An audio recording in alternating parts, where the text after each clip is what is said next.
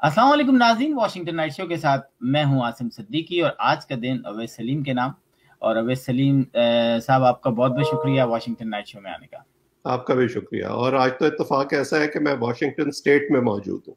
अच्छा, ठीक है, तो वाशिंगटन और वाशिंगटन स्टेट हम वेरी गुड है। तो नाज़रीन, हम बताते चलें कि वाशिंगटन स्टेट भी एक है। हम जब शुरू में आए थे, तो जब कनाडा से अमेरिका, सॉरी, वाशिंगटन की तरफ आ रहे थे, तो हमें 2 घंटे बाद ही पता चला कि हम वाशिंगटन आ चुके हैं। तो फिर पता चला हमें कि ये वो वाशिंगटन नहीं है। और चलें, अभी साहब, वैसे तो खबरें आपको पता है कि पाकिस्तान में हर 2 मिनट बाद एक नई खबर आई भी होती है। लेकिन हमने देखा कि मुस्लिम लीग नून के रहनुमा जो थे, नवाज शरीफ, उन्होंने एक खुफिया इजलास कह लें या अपने कारकुनान के साथ एक इजलास किया। लेकिन उसके बाद आज पहला पार्लियामेंट का इजलास हुआ। तो मैं चाहूंगा कि उसकी सूरत हाल बताएं। आपको लगता है कि कुछ असर हुआ है, कुछ बाइकआउट हुए हैं, कुछ क्या क्या हुआ वहां पे जी? जी शुक्रिया आसिम। देखिए, ये जो इजलास किया है, जिसकी खबरें बाहर आई कि मुस्लिम लीग नून का इजलास हुआ है और नवाज शरीफ साहब ने उससे खिताब किया है। इस किस्म के इजलास तो वक्तन फवक्तन होते रहते हैं, क्योंकि जब खास तौर पर कोई इम्पोर्टेंट डेवलपमेंट होती है, जैसे हम पिछले चंद दिन में देखते आए हैं, 2-3 हफ्ते में, जब से बजट इजलास शुरू हुआ, फिर उसके बाद हंगामा आराई हुई, फिर उसके बाद इवन उससे पहले जो है वो जहांगीर तरीन का ग्रुप अलहदा हो गया था। बजट के हवाले से क्या सराहियां हो रही थी कि क्या ये पास हो सकेगा या नहीं हो सकेगा, ऑपोजिशन की स्ट्रेटजी क्या होगी। नून लीग ने खुद एक जो है वो प्री बजट इजलास मुनक्किद किया था, जिसमें उन्होंने जो है हुकूमत की फाइनेंशियल पॉलिसी की खामियां पॉइंट आउट करने की कोशिश की थी। और ये समझा जा रहा था कि इस दफा जो बजट आएगा, और क्योंकि इस हुकूमत का तीसरा और शौकत तरीन का पहला बजट होगा, तो जो कौमी असेंबली में अपोजिशन है वो न सिर्फ उनको टफ टाइम देने की कोशिश करेगी, बल्कि आवाम को भी ये समझाने की कोशिश करेगी कि इसमें क्या क्या खामियां हैं और जो हुकूमत दावे कर रही है उसमें कहां कहां लूप होल्स हैं। बदकिस्मती से ऐसा नहीं हो सका, और पूरा इजलास जो है वो बजट की तकरीरों की बजाय और बजट के एनालिसिस की बजाय उस झगड़े और गालम गलोच की नजर हो गया, जिसकी हमने पिछले हफ्ते भी गुफ्तगू की थी। अच्छा, अब उसके बाद क्या हुआ? आज जैसे कि हमने देखा कि बजट पास हो गया है, और बजट इजलास में बजाय उसमें शिरकत करने के और वोट कास्ट करने के, उसको पास या अदरवाइज जो उसका प्रोसीजर है उसमें शिरकत करने के बजाय, मुस्लिम लीग नून ने उसके बाइकआउट का फैसला किया है। अब हमारी जो सियासी तारीख है उसमें ये एब्सटेन करने का मामला जब भी सियासी जमातें इख्तियार करती हैं, तो वो इनवेरेबली अपना पलड़ा हुकूमत के खाते में डाल देती हैं कि ना कन्फ्रंटेशन होती है, ना हुकूमत को टफ टाइम मिलता है, और क्योंकि सिर्फ हुकूमती अरकान जो है वो ऐवान में मौजूद होते हैं, तो उन्हें अपनी मर्जी की लेजिस्लेशन पास करने में आसानी हो जाती है। तो एक लिहाज से हम ये देख सकते हैं, अगर हम 2 और 2 4 करें और ये कड़ियां मिलाने की कोशिश करें, तो शायद वो अरकान जो अपनी क़यादत की तरफ देख रहे थे कि हमें इस इजलास में या इस बजट के हवाले से क्या स्ट्रैटेजी इख्तियार करनी चाहिए, तो क़यादत ने, मेरा ख्याल है कि यही पैगाम दिया है अपने अरकान को और अपनी जो पाकिस्तान में मौजूद क़यादत है उनको, कि फिलहाल ज्यादा आगे बढ़कर कोई मुखालफत करने की जरूरत नहीं है। क्योंकि आप देख सकते हैं कि पिछले चंद दिन में अमूमी तौर पर जो रवैया है मुस्लिम लीग नून का, शहबाज शरीफ ने भी बड़ी असेंबली में एक रिकन्सिलिएटरी किस्म की लाइन ली है। उन्होंने यहाँ तक कहा कि मैं जो है वो किसी के घुटने पकड़ने को भी तैयार हूँ। मरियम नवाज जो है वो कभी कभार अपना जो जारहाना रेटरिक है वो उसको दोहराती हैं, लेकिन उन प्रेस स्टेटमेंट्स के अलावा या प्रेस इंटरेक्शन के अलावा वो भी अमली तौर पर कुछ नहीं कर रही। उनका ट्विटर हैंडल भी निस्बतन खामोश है। नवाज शरीफ साहब भी जो एंटी एस्टैब्लिशमेंट रेटरिक है उसको जहां तक ले गए थे, उसकी हमने उन्हें दोहराते नहीं देखा पिछले कुछ अरसे में। तो मेरा अंदाजा ये है कि मुस्लिम लीग नून को अभी उम्मीद है कि उन्हें कहीं ना कहीं कुछ कंसेशंस मिल सकते हैं, اور شہباز شریف کی جو ضمانت ہے، جو انفارمڈ سرکلز ہیں وہ بار بار یہ بات کرتے ہیں کہ یہ بھی کہیں نہ کہیں کسی ڈیل کا حصہ ہے. تو یہ جو بجٹ اجلاس میں مسلم لیگ نون نے طرز عمل اختیار کیا ہے، میرے خیال میں یہ بھی اسی کا عکس ہے جو گفتگو شاید مسلم لیگ نون کے اجلاس میں ایک دن پہلے ہوئی تھی. بالکل. لیکن ابھی ہم کچھ ایسی خبریں سن رہے ہیں کہ اس جو ہمارے شوکت ترین صاحب ہیں ان کو اتنی زیادہ پاورز دی ہوئی ہیں کہ ان کا جب اب نام آنے لگا ہے سوشل میڈیا پہ تو وہ نائب وزیر اعظم کا آنے لگا ہے. تو آپ سمجھتے ہیں کہ شوکت ترین جو ہیں انہوں نے یہ جاب لینے کے لیے اختیارات بھی مانگے تھے، اور جو اختیارات ان کو مل گئے ہیں اور وہ ٹی وی پر آ کر جو ہے وہ بتاتے بھی ہیں اور کھل کے بتاتے بھی ہیں، کیا کہیں گے اس پہ؟ دیکھیں، شوکت ترین نے ابھی تک جو پریس انٹریکشن کیا ہے یا تقاریر کی ہیں یا جس قسم کا انہوں نے عہدہ سنبھالنے سے پہلے جس قسم کی تنقید پی ٹی آئی کی فائنینشیل پالیسی پر کی تھی یا حفیظ شیخ کے اقدامات پر کی تھی، اس سے یہ تو اندازہ ہو گیا تھا کہ وہ ایک انڈیپینڈنٹ سوچ رکھنے والے آدمی ہیں، اور جو کچھ ان کے دماغ میں ہے وہ اس کو کہنے سے وہ ہچکچائیں گے نہیں. اگرچہ اب جب وہ حکومت میں آ گئے ہیں تو اب انہیں کافی ساری چیزیں جو ہیں وہ اچھی لگنا شروع ہو گئی ہیں جو چارج سنبھالنے سے پہلے ان کو بری لگ رہی تھی. جو وزارت خزانہ ہے یہ وزیر اعظم کے بعد انویریبلی دوسرا بڑا عہدہ سمجھا جاتا ہے، اور اس کی وجہ یہ ہے کہ جیسے باقی جو وزارتیں ہیں، چاہے اس میں ایگریکلچر ہے یا ایوییشن ہے یا کسی بھی اور وزارت کو آپ لے لیجئے، انہیں اپنا اپنا کام کرنا ہوتا ہے، لیکن تمام وزارتوں کے اس کام کا راستہ جو ہے وہ وزارت خزانہ سے ہو کر گزرتا ہے، کیونکہ سب کو اپنے بل پاس کروانے ہوتے ہیں، سب کو اپنے لیے بجٹ چاہیے ہوتا ہے. تو وزیر خزانہ جو ہے وہ ایک طرح سے فلکرم بن جاتا ہے پوری گورنمنٹ کا، اور سب سے اہم آدمی بن جاتا ہے وزیر اعظم کے بعد.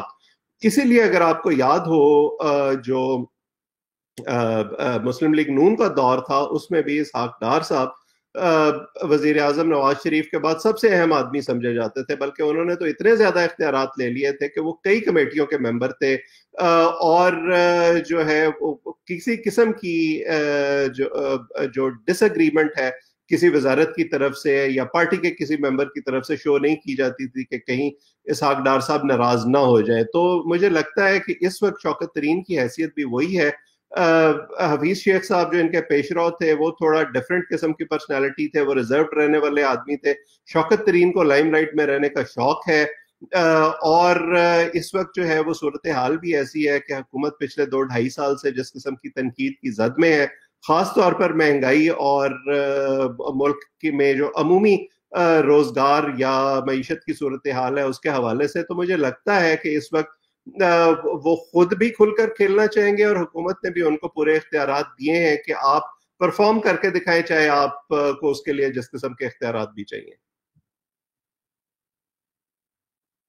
آپ میوٹ ہے. سوری، ابھی آپ نے ایک لفظ استعمال کیا، کھل کے کھیلنا. تو آپ کو لگتا ہے کہ اب وزیر اعظم بھی کھل کے کھیل رہے ہیں؟ کیونکہ وہ چاہ رہے ہیں کہ جی میں اگر سیاسی شہید بھی ہو جاؤں، مطلب یہ کہ حکومت چھوڑ بھی جاؤں تو بھی جو ہے مشکل میں پڑ سکتا ہے پاکستان. اور آپ کو ایسا لگتا ہے کہ مسلم لیگ نون بھی چاہ رہی ہے کہ عمران خان اپنے 5 سال کمپلیٹ کریں؟ کیا کہیں گے؟ دیکھیں، مسلم لیگ نون جو ہے نا ان کا تو موقف بدلتے موسموں کی طرح بدلتا رہا ہے. اب اگر ہم آج کل سمر ہے، اگر ہم ونٹر میں چلے جائیں تو ونٹر میں وہ تاریخیں دے رہے تھے کہ نیا سال چڑھنے سے پہلے حکومت ختم ہو جائے گی، پھر وہ 31 جنوری تک کہہ رہے تھے کہ حکومت ختم ہو جائے گی. پی ڈی ایم جلسے کرتی پھر رہی تھی اور ایونچولی ان میں آپس میں پھوٹ پڑ گئی اور انہیں یہ اندازہ ہوا کہ حکومتیں اس طرح سے نہیں جایا کرتی. میں نے دسمبر میں ایک ویلاگ میں جو میرے یوٹیوب چینل پر موجود ہے یہ کہا تھا کہ پی ڈی ایم کا سارا جو نیریٹو ہے وہ سیلف سرونگ ہے اور اس میں سے کچھ نہیں نکلنا، اور حکومتیں اس طرح سے نہیں جایا کرتی. خاص طور پر ہمارے ملک کے جو معروضی حالات ہیں ان میں جب تک کوئی خفیہ اشارہ نہ ہو اپوزیشن جماعتوں کو اور کوئی سپورٹ نہ ہو تب تک تو بالکل ایسا کوئی امکان بھی پیدا نہیں ہوتا.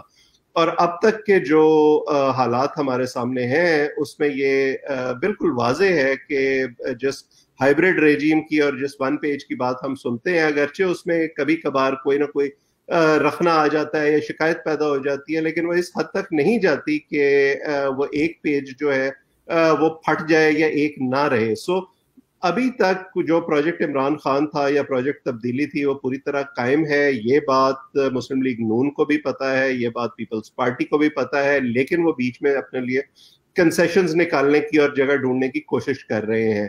اب انہیں یہ اندازہ ہو گیا ہے کہ حکومت کے تقریباً 3 سال مکمل ہونے والے ہیں، 2 سال رہ گئے ہیں، تو اگر کوئی ایسی صورتحال پیدا بھی ہوتی ہے تو وہ تھوڑی عرصے کے لیے حکومت لے کر کیا کریں گے، کیونکہ آخری سال تو جو ہے وہ ویسے بھی ایک طرح سے الیکٹورل پالیٹکس کا سال ہوتا ہے، جلسے جلوس ہوتے ہیں.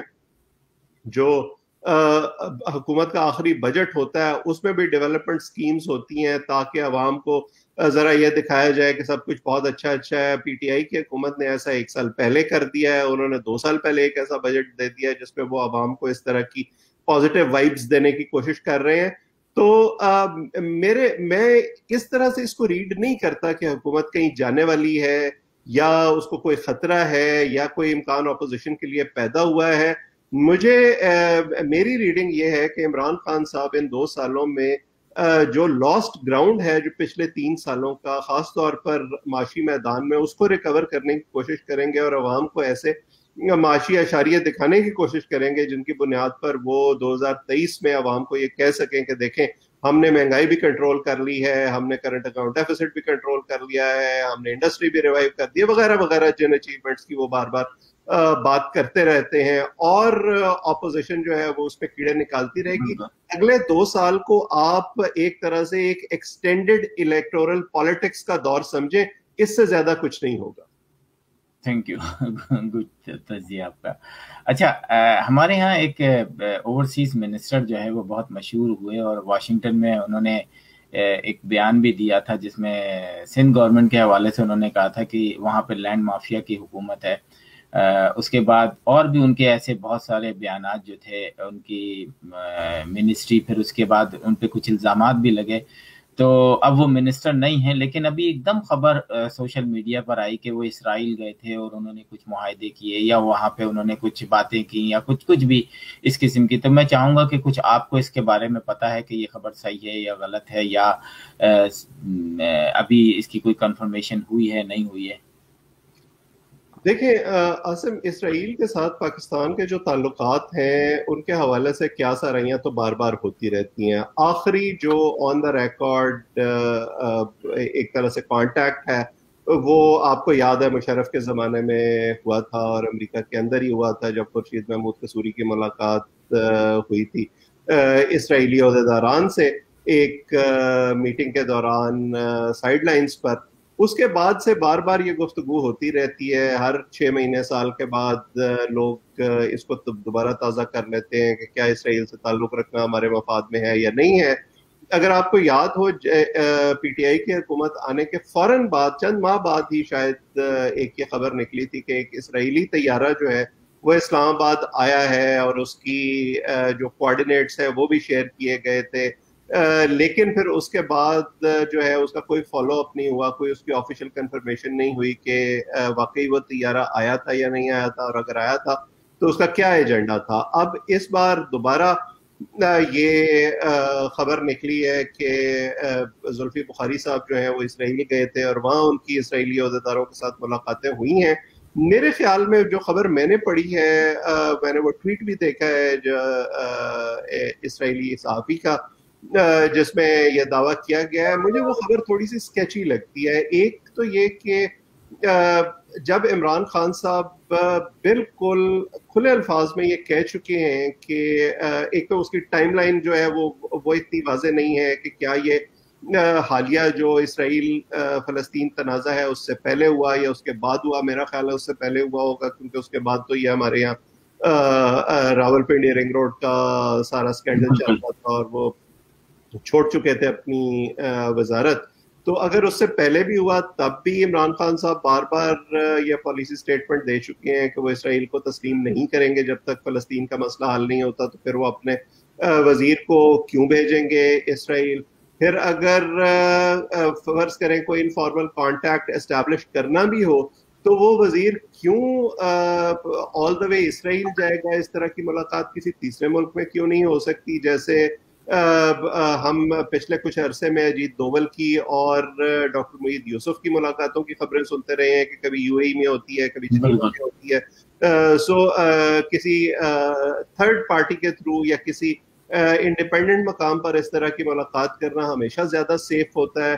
پھر جو سورسز اس میں ایٹریبیوٹ کیے گئے ہیں خبر میں، وہ اسلام آباد بیسڈ سورسز ہیں، اور ہمیں نہیں پتا کہ وہ آفیشیل ہیں یا نہیں ہیں، کیونکہ کوئی آفیشیل کنفرمیشن اس خبر کی نہ اسرائیل کی طرف سے آئی ہے نہ پاکستان کی طرف سے آئی ہے. سو اگر میں اس خبر کو صحافتی حوالوں سے دیکھوں تو اس میں بہت سارے مجھے جھول نظر آتے ہیں، اس لیے میرے لیے فی الحال اس پر یقین کرنا ذرا مشکل. اچھا اویس صاحب، پاکستان کے اداروں پہ ہمیشہ جو ہے جو ان کے ہیڈ بنائے جاتے ہیں، وہ ماضی میں بھی ایسا ہوتا رہا ہے کہ جو ہیڈز بنائے گئے ہیں وہ کہیں نہ کہیں ان کی سیاسی وابستگی ضرور ہوتی ہے اور پسند ناپسند ضرور ہوتی ہے. ابھی آپ نے خبر سنی جس کو مسلم لیگ نون کے لوگ جو ہیں وہ بڑا اس کا مذاق بھی اڑا رہے ہیں، اور عمران خان کو جیسے ہائی کورٹ نے جب ان کو جاب کرنے سے روک دیا گیا تو کرٹیسائز بھی کر رہے ہیں عمران خان کے اوپر. لیکن آپ کیا سمجھتے ہیں جو نیشنل بینک کے ہیڈ کے ساتھ ہوا، تو یہ ماضی میں بھی ہوتا رہا ہے، ابھی بھی ہوا ہے، تو اس پہ میں چاہوں گا کہ آپ تھوڑا سا تجزیہ دیں. دیکھیں عاصم، جو جب بھی کوئی حکومت آتی ہے نا تو ایک تو سیٹ آف آفیشلز وہ ہوتا ہے جو ہمیں کابینہ میں نظر آتا ہے یا چند ایک اہم اداروں میں نظر آتا ہے، لیکن بہت ساری نوکریاں اس کے ساتھ مزید پیدا ہوتی ہیں انڈیپینڈنٹ اداروں میں، جو قومیائے گئے ادارے ہیں ان میں، فائنینشیل انسٹیٹیوشنز میں، سینٹر میں، پروونسز میں. سو بہت سارے ایسے ادارے ہیں جہاں حکومت اپنی مرضی کے لوگ لگا سکتی ہے. اب بینکس بھی اسی میں آتے ہیں. دیکھنا یہ ہوتا ہے کہ آپ ان کے لیے جو اپوائنٹمنٹ کر رہے ہیں وہ اپوائنٹمنٹ کتنی میرٹ پر پورا اترتی ہے، اور وہ اپوائنٹمنٹ جو ہے آپ کا میرٹ کا کرائٹیریا کیا ہے. کیا آپ اپنی ذاتی دوستیوں کو اور ذاتی تعلقات کو پریفرنس دے رہے ہیں، یا آپ اس شخصیت کا جو تجربہ ہے اور جو صلاحیت ہے ان اداروں کو چلانے کی یا ان کو منافع بخش بنانے کی اس کو پریفرنس دے رہے ہیں؟ لیکن المیہ یہ ہے کہ تمام حکومتیں جو ہیں وہ ایسا کوئی نہ کوئی کام کرتی ہیں جس سے ان کا جو میرٹ کا کرائٹیریا ہے وہ نسبتاً بجائے اس کے کہ واضح ہو کر سامنے آئے، کمپرومائز لگتا ہے. اگر آپ کو یاد ہو، بہت بڑا سکینڈل بنا تھا یوسف رضا گیلانی کے دور میں جب پیپلز پارٹی کی حکومت تھی، جب وہ ایک، شاید اگر مجھے نام صحیح یاد ہے تو نیازی صاحب کو NICL کا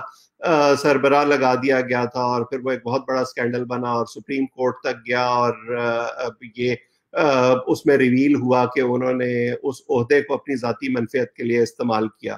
اسی طرح مسلم لیگ نون کے دور میں اسٹیٹ بینک کا ڈپٹی گورنر جو ہے وہ ایک ایسے شخص کو لگا دیا گیا تھا جو اسحاق ڈار صاحب کے ذاتی دوست تھے، اور وہ گورنر لگنے سے پہلے برطانیہ کے اندر ایک اولڈ ہوم چلاتے رہے تھے. اسی طرح اب یہ جو نیشنل بینک کا تازہ واقعہ ہے، اس میں میں نے وہ خبر پڑھی ہے جو ابھی تک سامنے آئی ہے.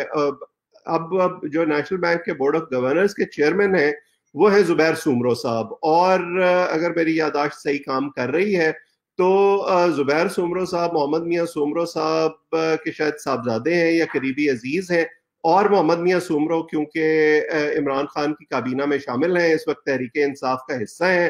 سو ہمیں یہ شاید ڈاٹس کنیکٹ کرنے میں زیادہ مشکل نہیں ہونی چاہیے کہ انہیں نیشنل بینک کا سربراہ کیوں لگایا گیا.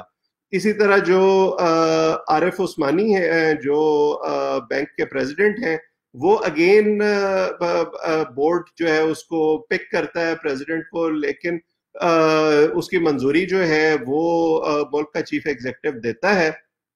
دونوں کا تجربہ تو ہے، زبیر سومرو کا بھی اور عارف عثمانی کا بھی بینکنگ سیکٹر کا، لیکن دیکھنا یہ ہوتا ہے کہ ان کے مقابلے میں اور کون سی شخصیات تھیں, کیا اپوائنٹمنٹ کے لیے کوئی ٹرانسپیرنٹ طریقہ کار اپنایا گیا, کیا باقاعدہ اشتہار دیا گیا, کیا انٹرویوز کنڈکٹ کیے گئے, جو میرٹ کا کرائٹیریا تھا اس میں کس کو کتنے پوائنٹس دیے گئے, انٹرویو کے دوران کسی کو کوئی فیور تو دیا گیا یا نہیں.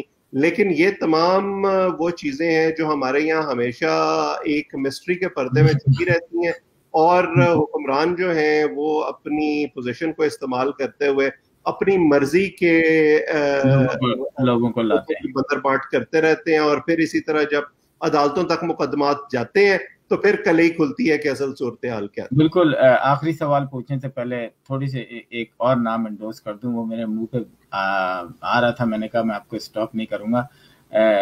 ہمارے سول ایویشن کے جو چیف ہیں وہ بھی سپریم کورٹ نے ان کو بھی کام کرنے سے روک دیا تھا, اور ایک مہینے کے بعد جو ہے ایئر مارشل ارشد ملک کو پھر دوبارہ سے انہوں نے کیا کوئی ایسی چیز کی کہ دوبارہ سے کام کرنے کی اجازت مل گئی تھی. تو یہ بھی ایک ہوتا ہے. اور چلیں آخری سوال جناب, ابھی ہم کافی پہلے اپنے پروگرام میں بھی ذکر کر چکے تھے کہ کراچی کے اندر جس طرح گھروں کو توڑا جا رہا ہے, لاسٹ ایئر بھی جو ہے رمضانوں سے پہلے ہزاروں لوگوں کو جو ہے وہ اپنے گھروں سے بے گھر کر دیے گئے تھے. اکارڈنگ ٹو کراچی کے ایک صحافی کے تقریباً 96,000 لوگ جو ہیں بے گھر کر دیے گئے ہیں ابھی تک. اور اب جو ہے ایک نیسلا ٹاور کے نام سے جس میں 5 کروڑ کا ایک فلیٹ ہے, 650 دکانیں ہیں, تو وہ جو ہیں وہ انہوں نے مجھے بتایا کہ تقریباً 16 مختلف ڈپارٹمنٹ سے اپروو ہو کر سندھ گورنمنٹ کی اجازت سے وہ ٹاور بنا تھا, اور اب اس کو سپریم کورٹ گرانے جا رہا ہے. لیکن تمام business communities including PTI PPP آئی, پی پی پی, مسلم لیگ نون, سب لوگ وہاں پہ جو ہے شامیانے لگا کے بیٹھ گئے ہیں کہ ہم اس کو توڑنے نہیں دیں گے. تو ایک دم ہمیں دیکھا کہ اقوام متحدہ کا ایک لیٹر جو ہے وہ ملا, اور اس میں انہوں نے کہا کہ یہ انسانی حقوق کی خلاف ورزی ہے کہ پوری دنیا میں کرونا وائرس ہے اور آپ جو ہیں وہ غریبوں کی مدد کرنے کے بجائے غریبوں کو بے گھر کر رہے ہیں. اقوام متحدہ کی خط لکھنے کی وجہ کیا ہو سکتی ہے, اور اس خط کا اثر کیا ہو سکتا ہے, وہ اویس سلیم صاحب بتائیں گے. جی صاحب. دیکھیں عاصم, یہ بڑی بدقسمتی کی بات ہے. ہمارے یہاں تذکرہ تو اکثر ہوتا ہے کہ دو نہیں ایک پاکستان ہے, لیکن جب بھی اس قسم کا کوئی معاملہ ہوتا ہے تو ہمیں ایویڈنس یہ ملتا ہے کہ یہ ایک نہیں, یہ دو پاکستان ہے. امیر کا پاکستان علیحدہ ہے, غریب کا پاکستان علیحدہ ہے, جس کی کوئی سنوائی نہیں ہے. ابھی اگر ہم پچھلی حکومتوں کو چھوڑ بھی دیں, جن کو ہم الزام بھی دیتے ہیں, جن کو کرٹیسائز بھی کرتے ہیں, جن کو عمران خان صاحب ڈیکیڈ آف ڈارکنیس بھی کہتے ہیں کہ ان کی وجہ سے حالات یہاں تک پہنچے, تو اس موجودہ دور میں اب تک کیا ہوتا رہا ہے. سپریم کورٹ نے ریگولرائز کیا بنی گالا کو, جو عمران خان صاحب کی رہائش گاہ ہے. سپریم کورٹ نے ملک ریاض کے بیریا ٹاؤن کو ریگولرائز کیا, جو انہوں نے ایلیگل زمین آکوپائی کی ہوئی تھی اور سرکاری لینڈ جو ہے اس پر قبضہ کیا ہوا تھا. Serena hotel. پھر ثاقب نثار صاحب جاتے جاتے اپنے آخری دور میں اسلام آباد میں جو ون کانسٹیٹیوشن ایونیو ایک بن رہا ہے, بہت بڑی حساس علاقے میں ایک بہت بڑا ٹاور بن رہا ہے, جس میں عمران خان صاحب کا بھی اپارٹمنٹ ہے, خواجہ صاحب کا بھی اپارٹمنٹ ہے, سعد رفیق کا بھی اپارٹمنٹ ہے, اور اس طرح کے بڑے بڑے لوگوں کے اپارٹمنٹس ہیں. اس کو بھی ریگولرائز کر دیا گیا. لیکن دوسری طرف جب غریب لوگوں کی باری آتی ہے, یا اس قسم کے لوگ جیسے اب ہم یہ کراچی کا واقعہ دیکھ رہے ہیں گجر نالے کا, یا اس سے پہلے ہم اسلام آباد میں اور کراچی میں جو دکاندار, چھوٹے دکاندار ہیں, ان کے معاملے میں دیکھتے رہے ہیں کہ وہاں نہ ہماری عدالتیں کوئی لینینسی دکھاتی ہیں, نہ ہماری انتظامیہ کوئی لینینسی دکھاتی ہے, اور فوراً بلڈوزر جو ہے وہ چڑھ دوڑتے ہیں کہ جو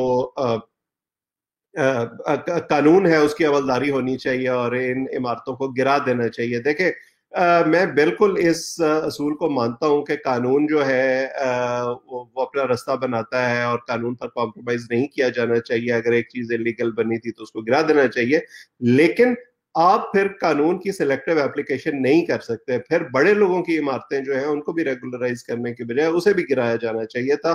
اگر گنجائش ان کے لیے نکالی گئی تھی تو پھر غریب لوگوں کے لیے بھی گنجائش نکالی جا سکتی ہے. اور اگر آپ قانون پر اتنا ہی عمل درآمد کروا رہے ہیں تو پھر اس کا جو نقصان ہے وہ صرف یہ غریب لوگ کیوں اٹھائے؟ وہ کیا ان لوگوں کو کسی نے اکاؤنٹیبل کیا ہے جنہوں نے اجازت نامے دیے یا جنہوں نے مال بنایا اس پورے پروجیکٹ میں اور وہ خود نکل گئے اور اب ان لوگوں کو چھوڑ دیا ہے کہ یہ اب عمر بھر کی جو ان کی جمع پونجی ہے جس کو استعمال کر کے انہوں نے شاید ایک بسیرا اپنے لیے بسایا ہوگا اس کو گرا دیا جائے اور وہ لوگ سڑک پر آ جائیں. سو یہ میرا خیال ہے بہت بڑی زیادتی ہے. میں نے وہ یونائٹڈ نیشنز کا خط تو نہیں دیکھا, مجھے نہیں پتا کہ وہ سیکرٹری جنرل کی طرف سے آیا ہے یا کسی ذیلی کمیٹی کی طرف سے آیا ہے, لیکن ہمیں کسی بھی باہر کی آواز سے پہلے خود ان لوگوں کے لیے جو ہے ایک مقدمہ لڑنا چاہیے تھا. ہماری حکومت کو ان کا احساس ہونا چاہیے تھا. اگر سپریم کورٹ نے یہ فیصلہ دے بھی دیا تھا تو حکومت کو اس کو اپیل کرنا چاہیے تھا, اس پر مدعی بننا چاہیے تھا اور اس معاملے کو حل کروانے کی کوشش کی جانی چاہیے تھی.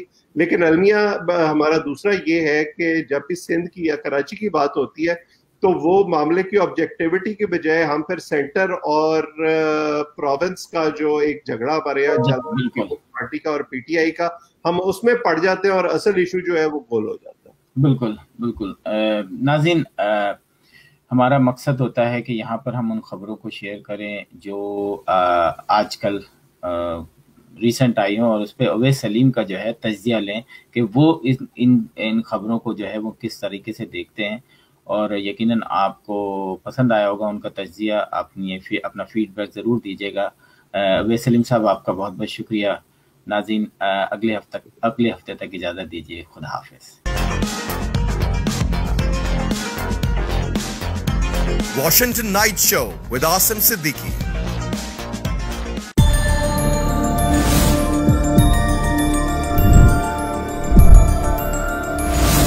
You are watching Capital TV Washington. The best South Asian TV channel in North America.